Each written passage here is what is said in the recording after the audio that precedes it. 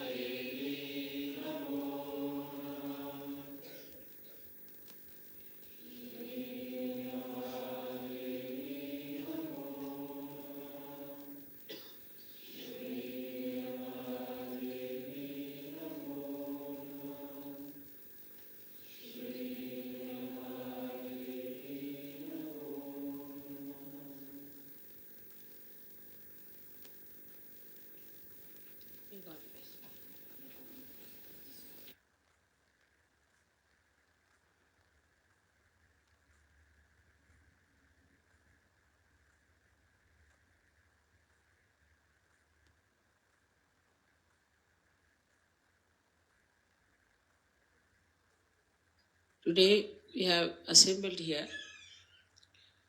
to do the Kundalini Puja. Once we had done it in India, long time back. And this is the first time we are doing this puja here in Austria.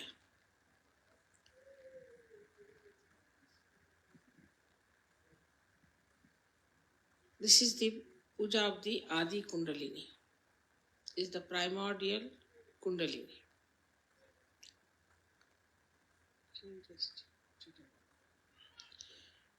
You must have seen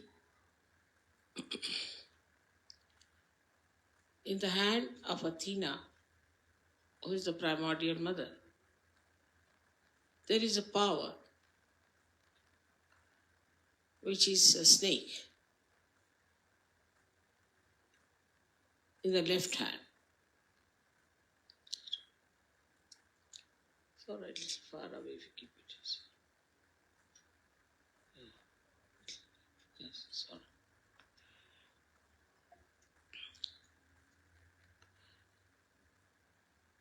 And the primordial mother has one of her powers, which we can say as the primordial Kundalini, is a part of her. Of course, she's beyond that. But she is reflected in human beings as the Kundalini. Now one has to know that to create an incarnation, lot of work has gone into. So many things had to be envisaged. One had to have the vision that when a human being is created,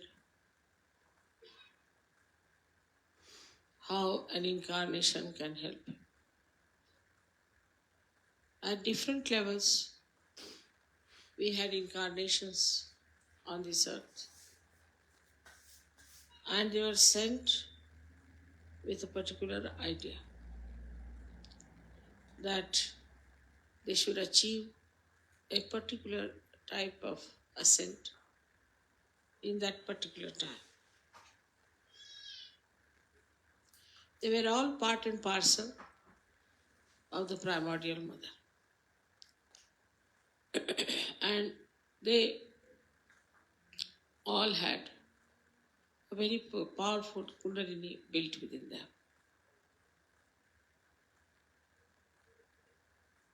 But the incarnation of this Kali Yuga is very complicated. First, it had to be worked out what would be the situation in which this incarnation would be born. And what sort of encounters this incarnation would have.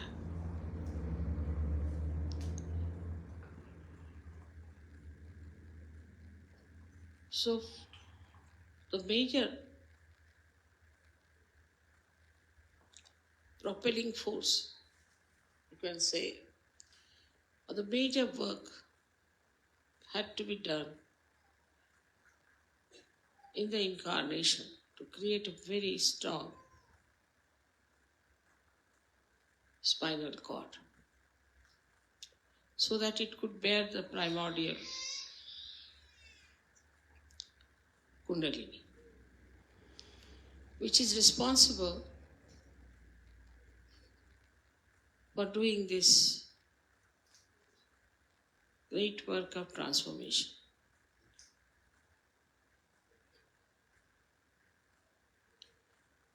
Now this Kundalini, which is the primordial one, has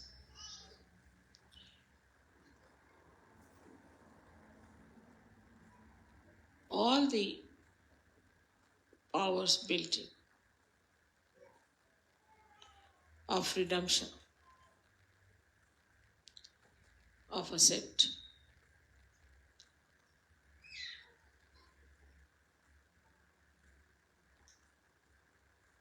But apart from that,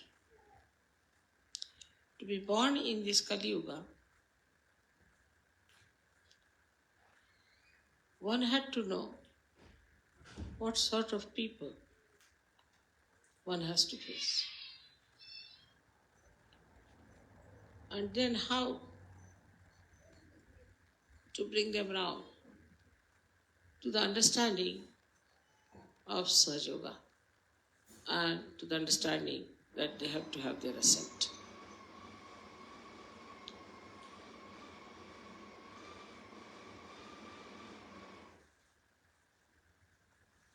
So there are many sources of energies and knowledge which are to be used, because it's a very complicated world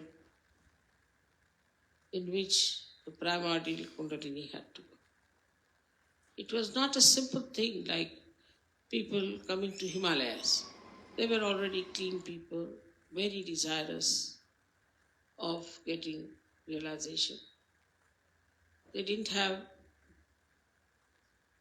all kinds of inhibitions and conditions and ego. They were completely surrendered, and after a great amount of penance, they would arrive. So to raise their Kundalini was not such a complicated thing. So not only that, the primordial Kundalini had to give assent to people, but she had to also understand what sort of people are there.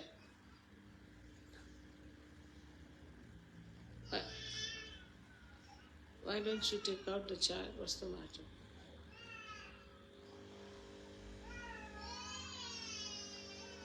I think open the windows, perhaps the children are feeling hot.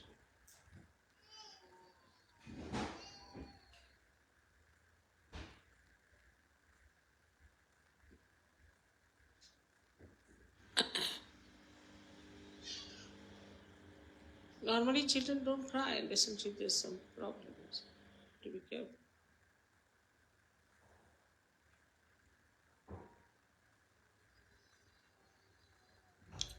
So all the aspects of human beings on the random movement of human beings, all their adventures and enterprises were to be understood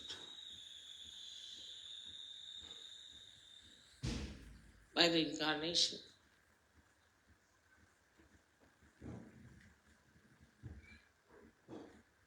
To communicate with the primordial Kundalini.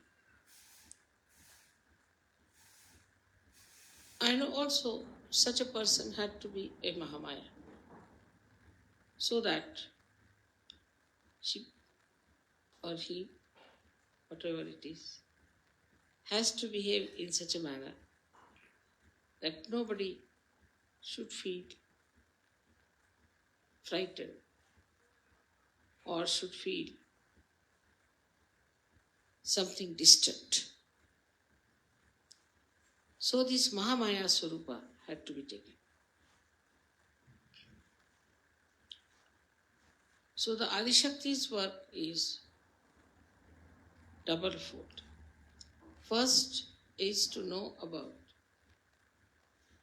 the present, the way the people are, their cultures, their styles, their conditionings, their egos, everything, how they behave.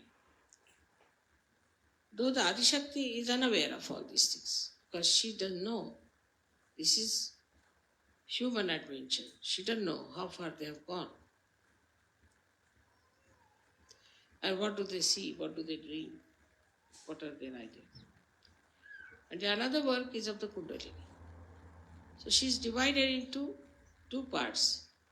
One is the Kundalini and another is the Sahasrara. So Sahasrara has to supply all the material, all the information to the Kundalini.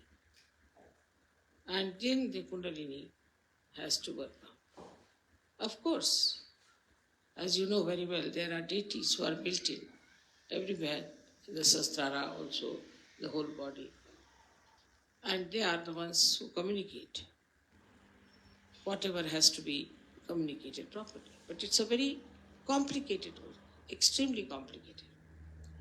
So this primordial Kundalini acts for the collective, samashti, as well as for the individual. Now, supposing you go to a place like, say, an airport. So you start absorbing the heat of the people. Then the perspiration starts and you have to see that all this work is done through your body. Or at the same time, if there's somebody, individual, who has some problem, also can be absorbed and can be corrected. So it acts on both the levels, one on the individual and one on the collective, as they say, samashti and vyashti. And simultaneously is connected. Now the attention, which is the power of the brain, you can say, or power of sahasrara, also has to be extremely deep, alert, and intelligible. All this work had to be done to create this incarnation of primordial Kundalini and a Sahasrara.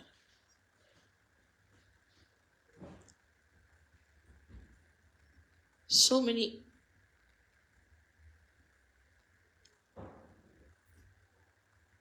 mechanisms were used, so many types of wiring was done as you do it.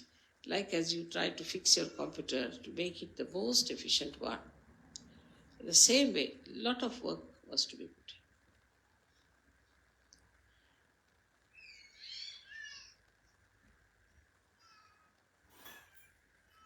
in. And first, you had to watch human beings for 2000 years. How they have been behaving, what they have been doing, and now what sort of human beings are there. Every nation had different conditionings. Every individual had different conditioning. It's a very difficult work. And one had to have really the ocean of patience, inexhaustible ocean of patience. And that's how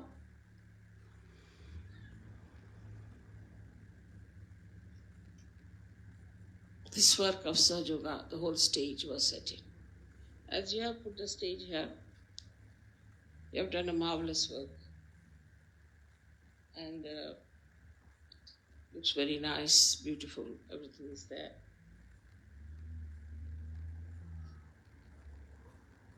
But the stage for Sahaja was a very complicated, extremely complicated.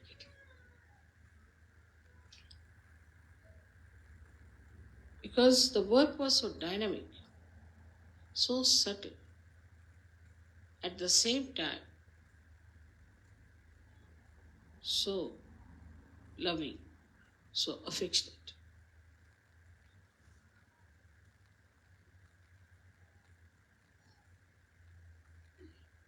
All the intelligence of the divine was used to manufacture this incarnation.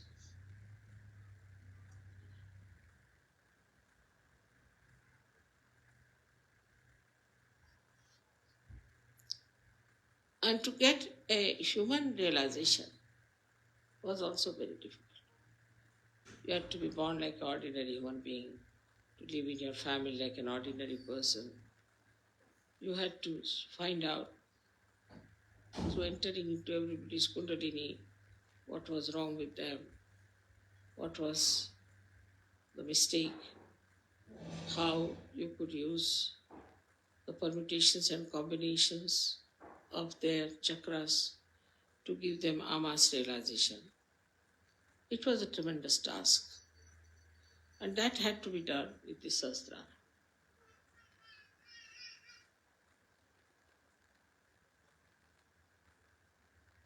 but it has been achieved. All these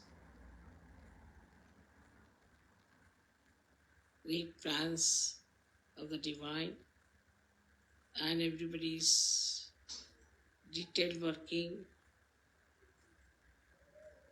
and bringing everything to a par excellence level was really tremendous. I myself surprised at myself and amazed how I could really get so many people in Sahaja.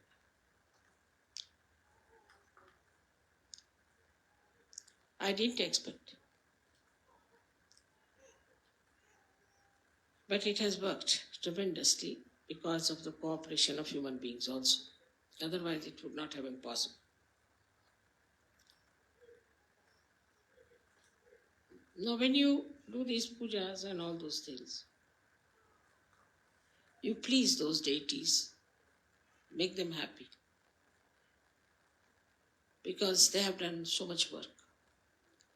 Is your gratitude for them that they have worked so hard with such diligence, with such precision, that today we have been able to achieve this great drama of Sahaja.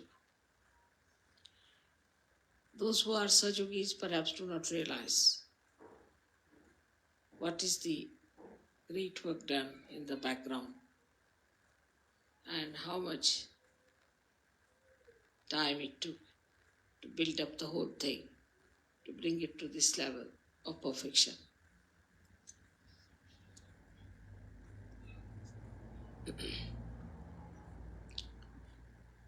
So the primordial Kundalini, which is reflected in you as your Kundalini, also is of the same nature. And it works in the same way. It rises, gives you self-realization, gives you the powers. But after all, one has to know it is a reflection. And a reflection, to make it truthful, real, you have to look at the reality first. How the real one, the real Kundalini, the real primordial one, how it acts, how it works.